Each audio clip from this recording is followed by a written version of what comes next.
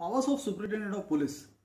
Ethics, integrity and aptitude की case studies में जब आपको किसी सिचुएशन में डाला जाता है तो कई बार आपको एसपी की पोस्ट भी दी जाती है और उससे एसोसिएटेड एक केस स्टडी होती है और उस पर सवाल होते हैं। तो जब ये केस स्टडीज दी जाती है तो इसमें आपको सिचुएशन तो दे देंगे, लेकिन सुपरिटेंडेंट ऑफ पुलिस की एग्जैक्ट पावर्स क्या है वो आपको विजुअलाइज करने में बहुत बार मुश्किल हो जाती है। तो इसके लिए हम कुछ वीडियोस बना रहे हैं जिसमें ये सारे इंपॉर्टेंट फंक्शनरीज की पावर्स के बारे में हम बात करेंगे। हमने पिछले वीडियो में कलेक्टर की पावर्स की, अगर आपने वो वीडियो नहीं देखी है तो ये वीडियो जरूर देखिए जिसकी लिंक आपको मिल जाएगी। तो सुपरिटेंडेंट ऑफ पुलिस जो होता है वो डिस्ट्रिक्ट के पुलिस का हेड होता है। अच्छा, अब ये बात मैंने कलेक्टर वाले वीडियो में भी बताई थी, ये वहीं पे हेड होता है जहां पर कमिश्नरेट नहीं होता। अब जैसे मान लो हम जिस सिटी में रहते हैं नागपुर में, तो नागपुर में कमिश्नरेट है, तो यहाँ का जो पुलिस का हेड होगा वो एडीजीपी रैंक का ऑफिसर होता है। तो लेकिन बाकी के जो डिस्ट्रिक्ट्स हैं, जैसे विदर्भ एरिया में बाकी के जो डिस्ट्रिक्ट्स हैं, तो जैसे चंद्रपुर, गोंदिया, वर्धा, यवतमाल, अमरावती, तो यहाँ का पुलिस का हेड जो रहेगा वो सुपरिटेंडेंट ऑफ पुलिस ही रहेगा और वो डायरेक्टली कलेक्टर के अंडर में रहेगा। तो वैसे भी कलेक्टर की पावर्स क्या होती है उसके ऊपर हम एक सेपरेट वीडियो बना चुके हैं, उस वीडियो को आप जरूर देखिए जिसकी लिंक आपको डिस्क्रिप्शन में मिल जाएगी। तो एथिक्स, इंटीग्रिटी एंड एप्टीट्यूड के पेपर को सॉल्व करते समय जब कोई पोजीशन आपको दी जाती है तो उसमें जब आप उस केस को एनालाइज करेंगे तो अगर आपको उसकी पावर्स के बारे में पहले से ही थोड़ी बहुत जानकारी होगी तो उससे आपको बहुत फायदा मिलेगा। उसको जानने के लिए चलिए हम अपने लैपटॉप की स्क्रीन पर चलते हैं, जिसमें मेरे द्वारा लिखी गई जो किताब है ethics, integrity and aptitude and ultimate guide to score 160 plus marks, इसके इंट्रोडक्शन के बारे में एक ये वीडियो बनाई है, ये भी आप ज़रूर देखिए। और इसकी ई बुक जो है उसकी लिंक आपको डिस्क्रिप्शन में मिल जाएगी और अगर आप चाहें तो उसकी फर्स्ट 2 चैप्टर्स की सैम्पल कॉपी भी फ्री में डाउनलोड करके देख सकते हैं। तो इसको करने के लिए हम अपनी ई बुक पे चलते हैं। तो चलिए शुरू करते हैं। अभी हम लैपटॉप की स्क्रीन पर चलेंगे। Hello friends, I am Rahul Tajnekar, your own UPSC mentor and coach, director Rahul sir's IAS academy Nagpur. तो ये हमारी ई बुक है जो इसका प्रिंटेड वर्जन भी बहुत जल्दी ही आने वाला है। तो ये ethics, integrity and aptitude and ultimate guide to score 160 plus marks in GS paper 4। तो इसमें आपको 160 प्लस मार्क्स कैसे लाए जाते हैं उसके ऊपर सारी टिप्स एंड ट्रिक्स मिलेंगी। तो इसका हम इंडेक्स देखते हैं। ये इंडेक्स में सारे सिलेबस के हिसाब से टॉपिक्स दिए हैं और उनके सब टॉपिक्स भी जो है बिल्कुल सिलेबस के हिसाब से दिए गए। प्लस इसमें how to write high quality and marks fetching answers हर चैप्टर के बारे में दिया है। उसमें फिर ढेर सारे प्रीवियस ईयर्स क्वेश्चंस भी है, प्रैक्टिस क्वेश्चंस और केस स्टडीज भी है। तो अभी हमने ये जो पावर्स की बात की है ये मैंने चैप्टर नंबर 7 में डाली है एंड 7th चैप्टर जो है that is about public service values and ethics in public administration. तो इसके इंडेक्स में ही इस हेडिंग पे अगर हम क्लिक करते हैं तो डायरेक्ट उस चैप्टर पे पहुंच जाएंगे। ये ई बुक रहने की वजह से ये इसका एक बहुत बड़ा बेनिफिट है। तो इसका जैसे देखिए 7.1 जो इसका फर्स्ट पॉइंट है, तो उसमें powers and functions of some important positions, जिसमें डिस्ट्रिक्ट कलेक्टर के बारे में ऑलरेडी हम वीडियो बना चुके हैं। तो अभी हम आते हैं सुपरिटेंडेंट ऑफ पुलिस के फंक्शंस पे। तो अब ये देखिए, ये एसपी के बारे में यहाँ पर दिया गया है। तो ये बहुत इंपॉर्टेंट है क्योंकि आप जब इन पावर्स के बारे में थोड़े से जानकार रहेंगे तो जब आपको सिचुएशन दी जाएगी तो उसमें आपको कुछ पावर्स विजुअलाइज करते हुए अपनी केस स्टडी के आंसर्स बहुत और अच्छे एनहांस्ड वे में लिखने में एक आप सक्षम हो जाएंगे। तो ये देखिए, अब Superintendent of Police is a key officer in the district police administration in India, responsible for maintaining law and order, preventing and investigating crimes, and ensuring the safety and security of the public. ठीक है? So the SP operates under the administrative control of the state government and performs a variety of duties to manage the police force and coordinate with other government and non-governmental organizations. So here are some key points. तो पहला उसका of course police है तो उनका सबसे पहला और basic काम तो होगा लॉ एंड ऑर्डर से रिलेटेड। तो सबसे पहला इनका काम क्या है? Maintenance of public order. तो पब्लिक ऑर्डर के लिए ही पुलिस होती है। अब पुराने ज़माने में पुलिस जैसी कोई सेपरेट फोर्स नहीं होती थी, जैसे जब मुगल थे या जो भी राजे महाराजे थे या बाकी वर्ल्ड में भी जो सिटी में लॉ एंड ऑर्डर मेंटेन करती थी वो आर्मी ही होती थी, आर्मी के ही लोग होते थे। लेकिन जब यहाँ पे ब्रिटिश रूल आया तो उन्होंने थ्रू पुलिस एक्ट यहाँ पे पहली बार एक सेपरेट फोर्स इंट्रोड्यूस की जो कलेक्टर के अंडर में रहेगी और वो सिटी की पुलिसिंग करेगी, यानी लॉ एंड ऑर्डर वगैरह संभालेगी, और वो भी वर्दी वाली ही जॉब रहेगी और बाकी आर्मी अलग रहेगी। तो तब से इंडिया में पुलिस है और दुनिया के कई देशों में भी तभी से ऑलमोस्ट पुलिस का सिस्टम आया है। तो पब्लिक ऑर्डर जो है दैट मीन्स जो सिविलियन पॉपुलेशन होती है उनको मैनेज करना है, मतलब वहाँ पे क्राइम कंट्रोल करना, वहाँ पे कानून और सुव्यवस्था बनी रहे, इस चीज़ को इंश्योर करना, ये सब पुलिस का काम रहेगा।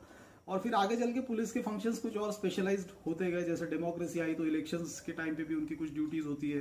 फिर अब मान लो टेक्नोलॉजी और इन सब की वजह से सड़कें बनी और फिर ट्रैफिक आया, व्हीकल्स आए, तो व्हीकुलर ट्रैफिक को भी मैनेज करना, वो भी ट्रैफिक पुलिस एक अलग डिपार्टमेंट आ गया पुलिसिंग में। तो ऐसे फिर पुलिस के धीरे धीरे फंक्शंस बहुत ज़्यादा बढ़ते गए। तो अभी जो डिस्ट्रिक्ट सुप्रिटेंडेंट ऑफ पुलिस होता है तो मेंटेनेंस ऑफ पब्लिक ऑर्डर में उसको क्या करना होता है, he ensures peace and public order in the district, then he supervises the enforcement of laws and takes preventive measures to avoid disturbances and riots. He manages large gatherings such as protests, rallies and public events to ensure they remain peaceful.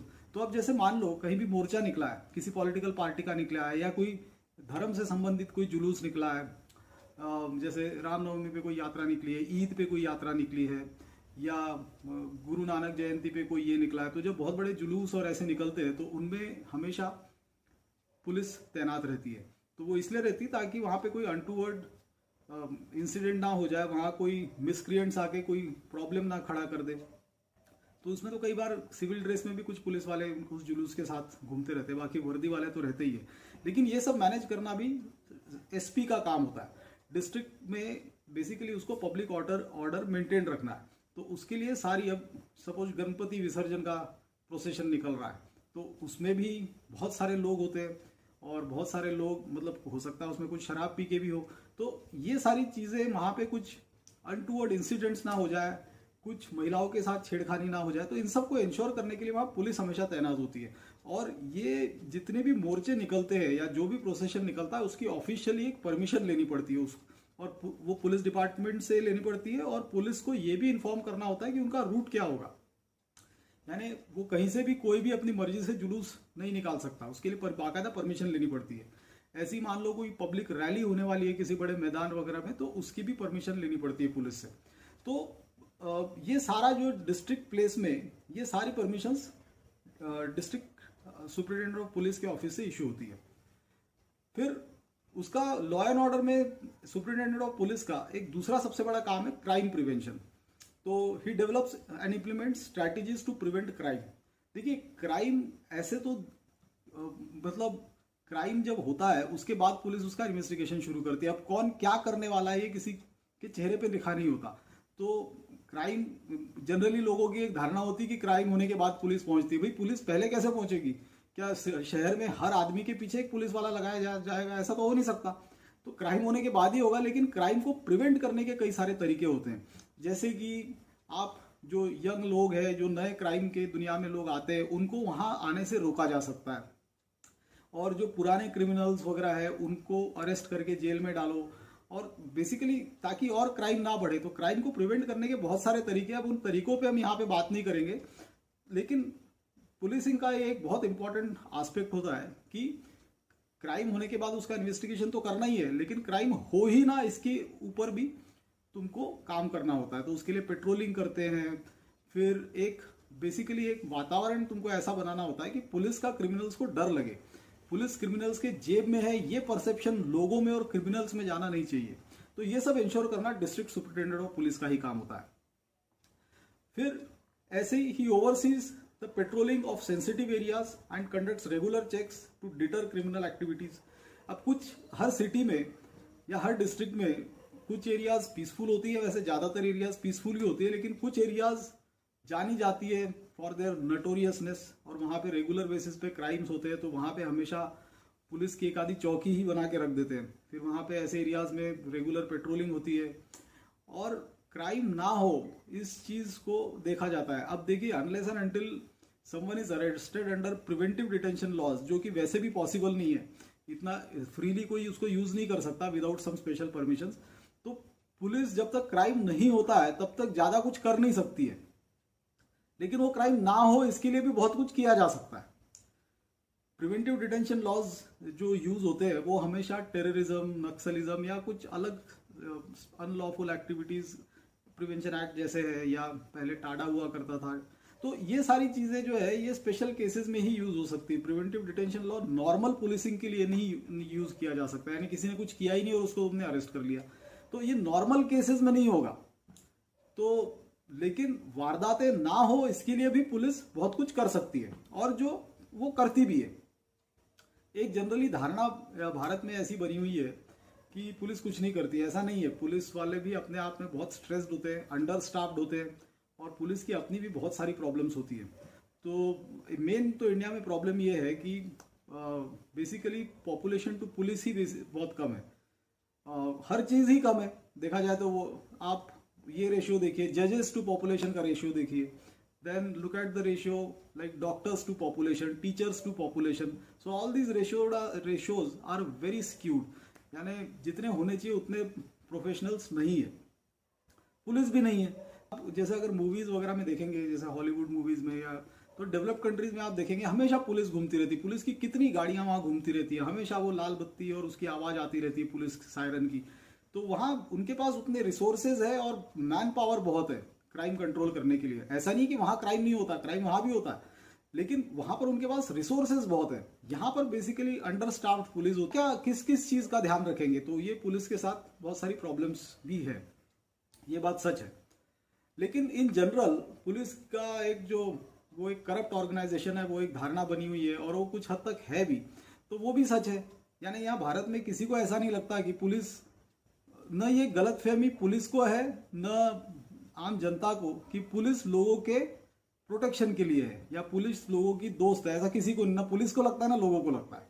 तो ये धारणा change होना बहुत जरूरी है, और इसके लिए अब इतनी बड़ी एग्जाम पास करके और इतनी सीनियर पोजीशन पे आईपीएस वगैरह जाते हैं, इनकी रिस्पॉन्सिबिलिटी होती है कि पुलिस और लोगों में एक हेल्दी कोऑर्डिनेशन बने। अब उसमें कई लोग सफलता से काम कर लेते हैं, कई लोग नहीं कर पाते, या कई लोगों को उसमें कोई इंटरेस्ट ही नहीं होता, तो इसमें बहुत सारे चैलेंजेस है। पुलिसिंग आसान काम नहीं है। Okay, then he also collaborates with the community organisations to enhance public safety and awareness.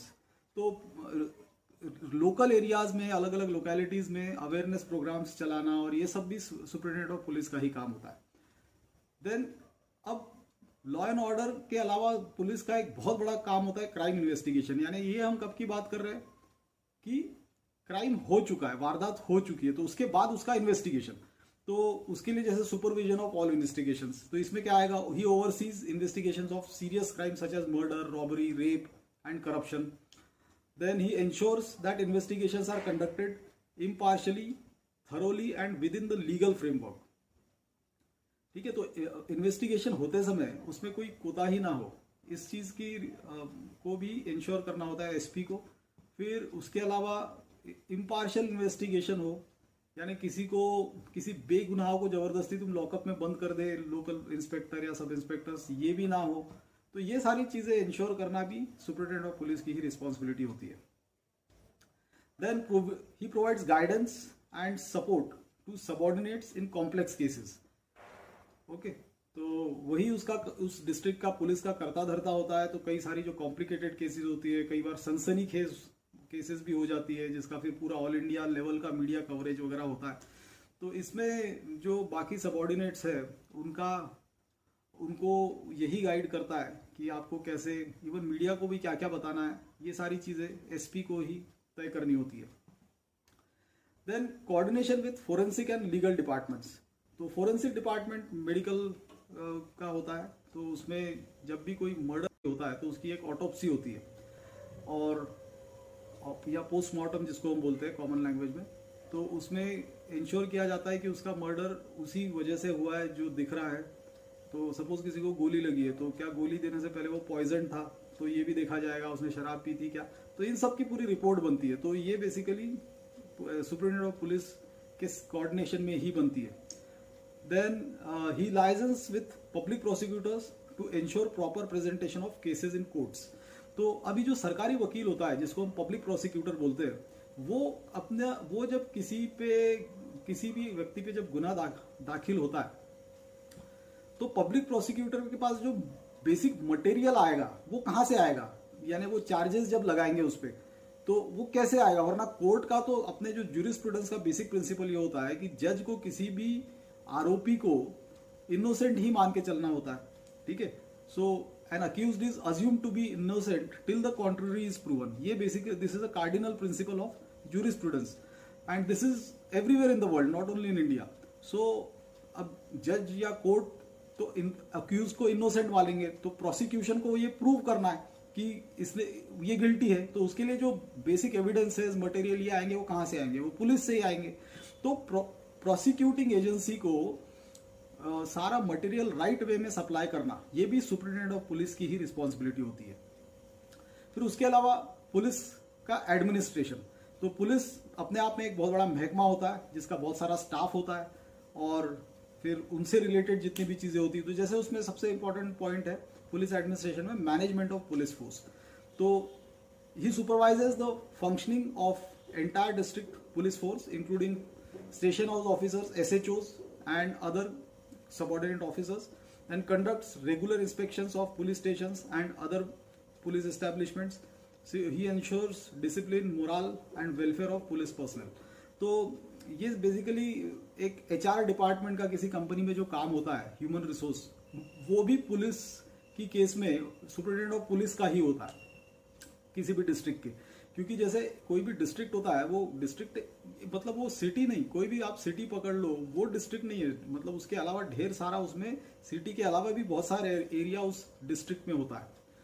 तो उसमें फिर कई सारे तहसील होते हैं, तहसील में कई सारे गांव होते हैं, तो ऐसे करके बहुत बड़ी पॉपुलेशन, एक सब्सटेंशियल पॉपुलेशन एक SP के अंडर में आती है जिसको उसको प्रोटेक्ट करना है।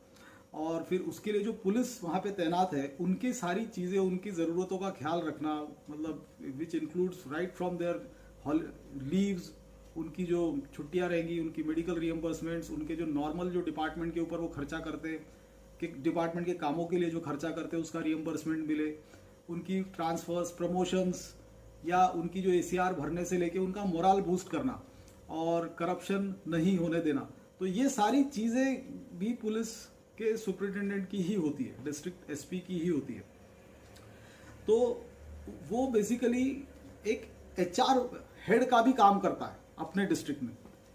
Then training and development, so he organises training programmes and workshops to enhance the skills and efficiency of police personnel. So he encourages the continuous professional development and adherence to ethical standards.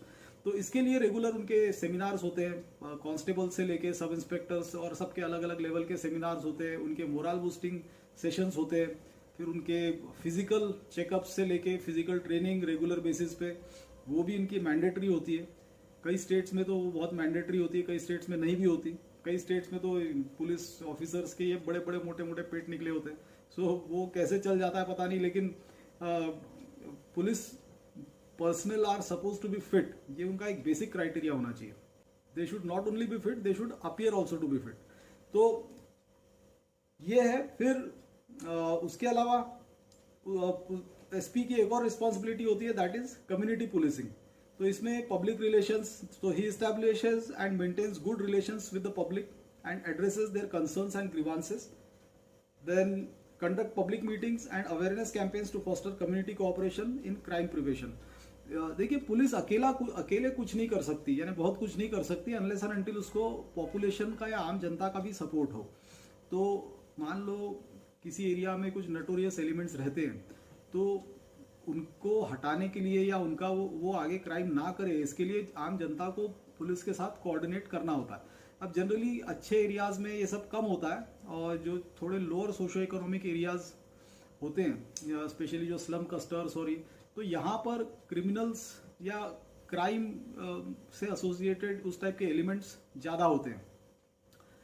तो इसमें ऐसे लोगों के साथ coordinate करना और कुछ लोगों को तैनात कर देना अनऑफिशियली कि ध्यान रखो यहाँ पे कौन क्या करता है, कौन सी किस टाइप के लोग हैं, क्या करते हैं, और उसकी रेगुलरली पुलिस को इन्फॉर्मेशन देते रहो। तो ये सारी चीज़ें उसमें आती है। पब्लिक के सपोर्ट के बिना पुलिस भी अपना काम ठीक से नहीं कर पाएगी। सो पब्लिक और पुलिस में एक हेल्दी कोऑर्डिनेशन बना रहे हैं. So this also has to be ensured by the superintendent of police. Then victim support. So अब जिसके ऊपर कोई कुछ हुआ है, यानी जिसके साथ कोई क्रिमिनल एक्टिविटी हुई है, वो विक्टिम हुआ, तो उसके साथ उसका जो एक support, see this support is mostly required in cases related to women, specially rape cases. तो ऐसे केसेस में जो एक उसमें मोरल बूस्टिंग का भी एक बात होती है. देन एश्योरेंस दिया जाता है कि जैसे परपेट्रेटर्स को पक्का पकड़ा जाएगा और उनको सजा मिलेगी, और ये उसके साइकोलॉजिकल चीज़ें. तो ये सारी चीज़ें भी इंश्योर करना डिस्ट्रिक्ट सुपरिटेंडेंट ऑफ पुलिस का ही काम होता है. या मान लो किसी एल्डरली कपल के घर में चोरी हो गई या उनके साथ मारपीट भी हो गई, तो ऐसे केसेस में विक्टिम्स को सपोर्ट देना और उससे एसोसिएटेड जो भी चीज़ें करनी है वो करना भी सुपरिटेंडेंट ऑफ पुलिस की ही रिस्पॉन्सिबिलिटी होती है. तो विक्टिम सपोर्ट में he ensures that victims of crime receive adequate support and assistance. Then he implements measures to protect vulnerable groups such as women, children and the elderly. Okay. फिर उसके अलावा police district superintendent of police का एक और बहुत बड़ा काम होता है, that is coordination and liaison. तो इसमें इंटर एजेंसी कोऑर्डिनेशन. तो अभी जैसे कई बार कुछ केसेस में सीबीआई इन्वॉल्व हो जाती है. अब सीबीआई जो है, सेंट्रल ब्यूरो ऑफ इन्वेस्टिगेशन, ये कोई इनके पास कोई अपने बहुत सारे पर्सनल नहीं है. इनको जो भी काम करना होता है, सपोज जैसे हम नागपुर में रहते हैं तो नागपुर में कोई सीबीआई का इन्वेस्टिगेशन होना है, तो दिल्ली से या नागपुर में जो यहाँ लोकल सीबीआई का ऑफिस होगा, इसमें उसके 3-4 लोग रहेंगे, वो भी सिविल ड्रेस में रहते हैं, और वो बाकी इनको जो भी फोर्स की जरूरत पड़ती है उसके लिए वो लोकल पुलिस को बोलते हैं. तो वो सीधा सुपरिटेंडेंट ऑफ पुलिस को फोन करेंगे कि हमको 15 कांस्टेबल चाहिए, 2 सब इंस्पेक्टर चाहिए, तो वो उसको भेजने पड़ेंगे. तो बेसिकली जो सेंट्रल एजेंसीज होती है उनके इन्वेस्टिगेशन के टाइम पे भी पुलिस की जहां जरूरत पड़ती है तो वहां सुपरिटेंडेंट ऑफ पुलिस का रोल आता ही है, क्योंकि ये फोर्स तो पुलिस के कंट्रोल में है तो वही भेजेंगे. या मान लो कई बार इनकम टैक्स की रेड मारनी है या कहीं बिजली की चोरियां हो रही है और वहां पे तुमको पुलिस का असिस्टेंस चाहिए, तो ये सारी चीजें ये सुपरिटेंडेंट ऑफ पुलिस के ऑफिस से ही कोऑर्डिनेट होती है. तो इसके लिए जो मैन पावर देनी होती है वो एसपी को ही देनी होती है. ओके. देन उसके अलावा he collaborates with other government department such as revenue and health departments during emergencies and special operations. तो अभी जैसे कोविड के टाइम पे पुलिस ने बहुत काम किया. फिर उसके अलावा कोई जो इमरजेंसी आ गई, या मान जैसे अभी पिछले साल हमारे नागपुर सिटी में क्लाउड बर्स्ट हुआ था, जिसमें वो पूरी नेशनल न्यूज़ बन गई थी और बहुत बारिश आई थी. तो उसमें जब एनडीआरएफ भी आई थी तो उसके साथ लोकल पुलिस ने भी तो काम किया था. तो ऑफकोर्स यहाँ की पुलिस के लिए कोई डिस्ट्रिक्ट एसपी नहीं है, because this is a commissionerate. लेकिन जहाँ भी सुपरिटेंडेंट ऑफ पुलिस होता है वहां पे इमरजेंसी और ये जो डिजास्टर मैनेजमेंट फोर्स होती है इनके साथ अपनी लोकल पुलिस को देना, मैन पावर देना, ये भी एसपी का ही काम होता है. देन उसके अलावा disaster management. Now he plays a important and crucial role in disaster management and relief operations, coordinates with district administration and other agencies to ensure effective response during natural and man-made disasters. तो कोई भी disasters होंगे तो उसमें police का role तो आता ही है, क्योंकि जो फिजिकल फोर्स यहाँ पे यूज करनी रहती है वो तुरंत सीआरपीएफ और बाकी एजेंसीज तो बाद में आती बैठेंगी, लेकिन इनिशियली तो वहाँ की लोकल पुलिस ही को ही काम करना पड़ेगा. अब पीछे 2006 में जब बॉम्बे में क्लाउड बर्स्ट हुआ था तो वहां पर भी पहला काम जो है वो तो तब तो एनडीआरएफ बनी भी नहीं थी, तो वो लोकल पुलिस ने ही किया था. यानी लोगों को बचाना, राहत देना, हॉस्पिटल तक लेके जाना. उसमें इनफैक्ट कुछ पुलिस वालों की भी जान गई थी ये सब करते हुए, लेकिन ये सब पुलिस ही करती है. Then issuance of licenses. So he supervises the issuances of arms, explosives and other regulated activities. Then ensures compliance with legal and regulatory requirements. तो वैसे तो फाइनल अप्रूवल गन और कुछ आर्म्स का ये कलेक्टर के ऑफिस से आता है, लेकिन उसकी पहले फाइल तो सुपरिटेंडेंट ऑफ पुलिस के ही ऑफिस में जाती है. तो for safety reasons anyone can have a gun, a weapon with them. और फिर उनको लेकिन उसके रेगुलर ये बताना होता है कि मेरे पास इस ब्रांड का की ये गन है और उसकी इतनी गोलियां हैं, और वो अपनी गोलियों का इंस्पेक्शन दिखाना रहता है. उसमें से कोई भी गोली मिसिंग हुई तो उसका एक्सप्लेनेशन भी उसको देना पड़ेगा कि ये कहाँ गई, कहाँ यूज की. उसका एक सिस्टम होता है that how you can have arms, and उसके लिए पुलिस सुपरिटेंडेंट के ऑफिस से ही वो फाइल पहली क्लियर होती है. Then enforcement of traffic regulations. अभी ओवर द पीरियड हर सिटी में, हर डिस्ट्रिक्ट में और इनफैक्ट गांव तक भी, अभी तालुका प्लेसेस में भी ट्रैफिक रेगुलेशन एक बहुत बड़ा इशू बन गया है। बिकॉज नाउ लोगों की धीरे धीरे जैसे परचेसिंग पावर बढ़ती जा रही है तो लोग व्हीकल्स ले रहे हैं, टू व्हीलर्स भी ले रहे हैं और नई नई कार्स भी ले रहे हैं। अब तो कार्स वगैरह गांव लेवल तक भी पहुंच गई है, भले ही वो सेकेंड हैंड होंगी, लेकिन एक ज़माने में जहाँ पे साइकिल ही रहती थी, तो अभी तो ये गाड़ियाँ फिर तालुका लेवल पे भी, तो रोड्स अब पुरानी बनी हुई है, रोड्स कंजेस्टेड होती है, फिर वहाँ पे ट्रैफिक का रेगुलेशन बहुत इंपॉर्टेंट होता है।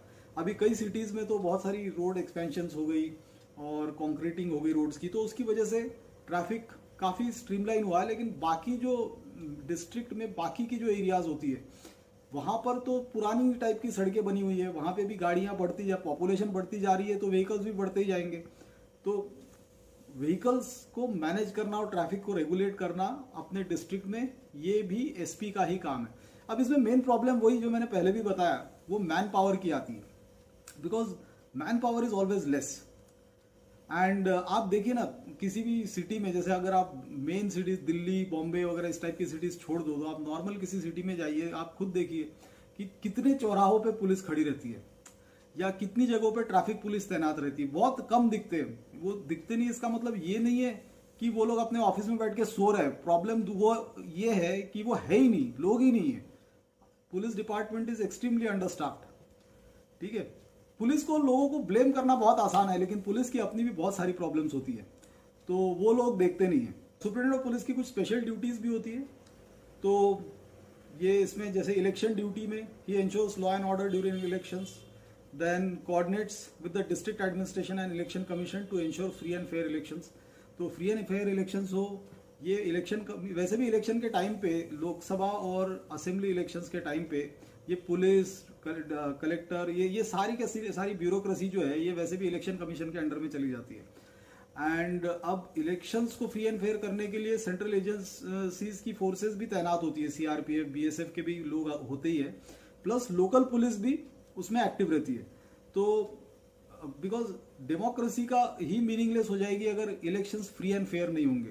तो सुप्रीटेंडेंट ऑफ पुलिस के पास वैसे तो पूरा उस डिस्ट्रिक्ट का हेड जो रहता है उस इलेक्शन के दौरान, वो कलेक्टर ही होता है, लेकिन जहां मैन पावर और फोर्स यूज होनी है वो तो actually district superintendent of police ही करेगा। तो क्योंकि मैन पावर तो उसके पास है, रॉ पावर और आर्म्ड पर्सनल उसके पास है, तो इलेक्शंस में धांधली ना हो, क्रिमिनल एक्टिविटीज ना हो, फोर्स वोटिंग ना हो और वोटर्स को डराया धमकाया ना जाए, इन सब चीज़ों की को इंश्योर किया जाता है। And district superintendent of police का इसमें बहुत बड़ा रोल होता है। देन उसके अलावा अदर अरेंजमेंट जैसे security arrangements, so he manages security arrangements for VIP visits, public functions and significant events, implements measures to protect critical infrastructure and sensitive installations. तो अभी इसमें देखिए, जैसे मान लो कोई किसी डिस्ट्रिक्ट से कोई सीधा चीफ मिनिस्टर ही है, तो ऑब्वियस ही बात है कि वो अपने डिस्ट्रिक्ट में आएगा, अपने घर भी आएगा कभी कभी कैपिटल से, तो वहाँ का जो डिस्ट्रिक्ट सुप्रीटेंडेंट ऑफ पुलिस रहेगा उसकी ये पूरी रिस्पॉन्सिबिलिटी रहेगी कि वहाँ पे जब मुख्यमंत्री या इवन मुख्यमंत्री जाने दो, जो कोई नॉर्मल मंत्री भी है स्टेट में, तो वो भी आएगा तो उसकी सारी सिक्योरिटी अरेंजमेंट से लेके बाकी सारी चीज़ों का ख्याल रखे। फिर कई बार सेंट्रल गवर्नमेंट के भी कुछ मिनिस्टर्स, वो है तो इंडिया से, वो अपने घर जब जाएंगे, अपने डिस्ट्रिक्ट में जाएंगे, तो वहाँ जब भी अपने डिस्ट्रिक्ट में जाएंगे तो वहाँ का जो सुप्रीटेंडेंट ऑफ पुलिस है उसकी पूरी रिस्पॉन्सिबिलिटी रहेगी उसको सिक्योरिटी देने से लेके, तो उनकी सारी मूवमेंट्स और बाकी सारी जो भी उनकी ज़रूरतें होती है पुलिस से रिलेटेड वो पूरी करना। तो वीआईपी विजिट्स को मैनेज करना ये उनकी एसपी की एक बहुत बड़ी रिस्पॉन्सिबिलिटी होती है। फिर उसके अलावा जो बाकी पब्लिक फंक्शंस होते हैं, अब जैसे मेले लगते हैं, फिर दुर्गा पूजा हो रही है, फिर गणपति पूजा हो रही है, तो जहाँ भी ये सब प्रोसेशंस और ग्रैंड लेवल पे होते हैं तो वहाँ पे पुलिस हमेशा तैनात की जाती है और वहाँ पे सिक्योरिटी रहे, वहाँ पे कोई अनटूवर्ड इंसिडेंट ना हो, वहाँ पे क्राइम ना हो।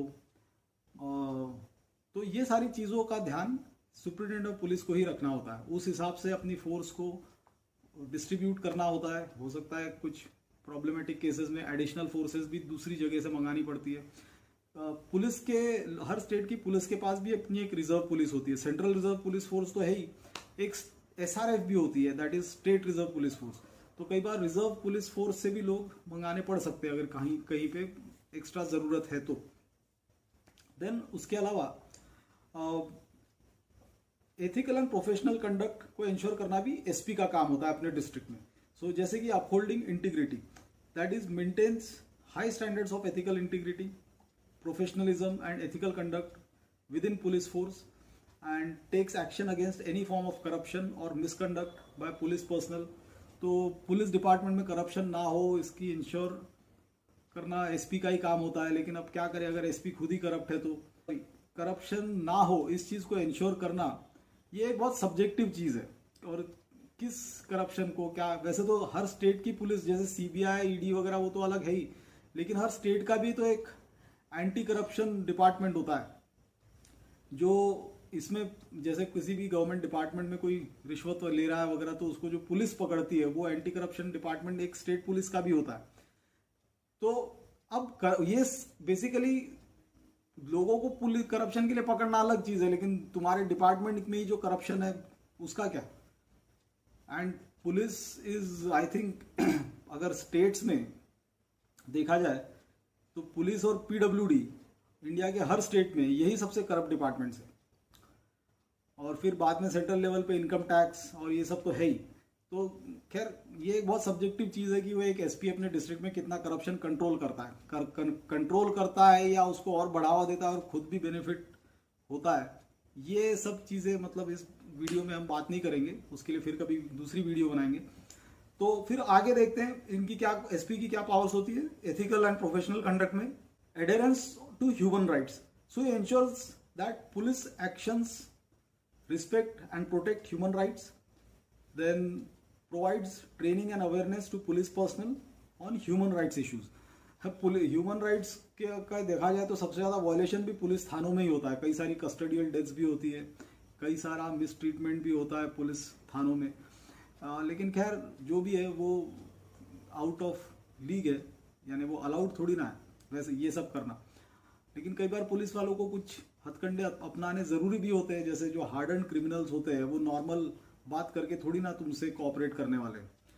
तो एक कहावत भी है, जैसे लातों के भूत बातों से नहीं मानते, तो वो कुछ लोगों पे वाकई में लागू होती है। लेकिन फिर इस पुलिस की इस पावर का मिसयूज भी होता है।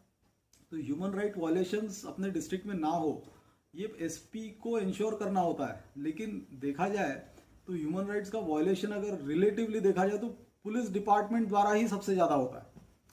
तो वो ना हो ये भी इंश्योर करना एसपी का काम होता है। तो ये थी कुछ सुप्रीटेंडेंट ऑफ पुलिस की पावर्स। तो उम्मीद करता हूँ इससे आपका, इसको अगर आप थोड़ा ध्यान में रखेंगे तो आपको अपने एसपी रिलेटेड केस स्टडी में को आंसर करने में बहुत आसानी होगी और आपका विजुअलाइजेशन बढ़ेगा। तो हमने जो इससे पहले वीडियो बनाई थी कलेक्टर की पावर्स पे, तो आप अभी जो वीडियो आपको पॉपअप होगी आप उस पर क्लिक करके उसको देखें अगर आपने नहीं देखी है तो। और आप अपनी जिस ई बुक से हम देख रहे थे, आप इस ई बुक का सैम्पल फर्स्ट 2 चैप्टर्स डाउनलोड कर सकते हैं free of cost. And if you want to buy it you can buy it also, it is very reasonably priced, it is only for 139 rupees. तो दोनों की links आपको description में मिल जाएगी। उसके अलावा मैं एक और चीज़ बताना चाहूँगा कि अपना हर वीकेंड पे एक फ्री आंसर राइटिंग सेशन होता है। तो उसके लिए आपको हमारी एक टेलीग्राम लिंक है जिसको जो डिस्क्रिप्शन में आपको मिल जाएगी, तो उसको आप ज्वाइन कीजिए और उस पर आपको नोटिफिकेशन मिल जाएगा कि वो सेशन कब है। हर वीकेंड पे होता है एंड वो फ्री ऑफ कॉस्ट है। सो देखिए ये exam this is all about answer writing. So if you can't right answers it is meaningless. तो अगर आपको कितना भी आता है और सब कुछ आता है या कितने आप नॉलेज के भंडार है उसका कोई मतलब नहीं है, घूम फिर के आपको अच्छे आंसर लिखते आने चाहिए। तो हम इसमें एथिक्स, इंटीग्रिटी, एप्टीट्यूड के स्टडीज और आंसर्स की प्रैक्टिस तो करेंगी। वो इसलिए आपको जरूरी है क्योंकि एथिक्स का जो पेपर है this is the most scoring paper in this entire exam. अगर आप इसको सिस्टमैटिकली करते तो इसमें 160+ मार्क्स भी आ सकते हैं। आप देखिए टॉपर्स और ये जितने भी लोग ज्यादातर लोग सिलेक्ट होते हैं उनके मार्क्स सबसे ज्यादा किस में होते हैं, वो इसी पेपर में होते हैं। तो इस पेपर को नज़रअंदाज नहीं करना चाहिए और इसीलिए हमने लोगों के बेनिफिट के लिए हम कुछ आंसर राइटिंग सेशंस रखते हैं फ्री ऑफ कॉस्ट, जो आप जरूर अटेंड कीजिए, आपको उसका बेनिफिट मिलेगा। तो उसके लिए टेलीग्राम की लिंक आपको मिलेगी, उसमें आप वो अपना ग्रुप ज्वाइन कर लीजिए। और इस वीडियो को ज़रूर देखिए जो कलेक्टर की पावर्स के बारे में। धन्यवाद।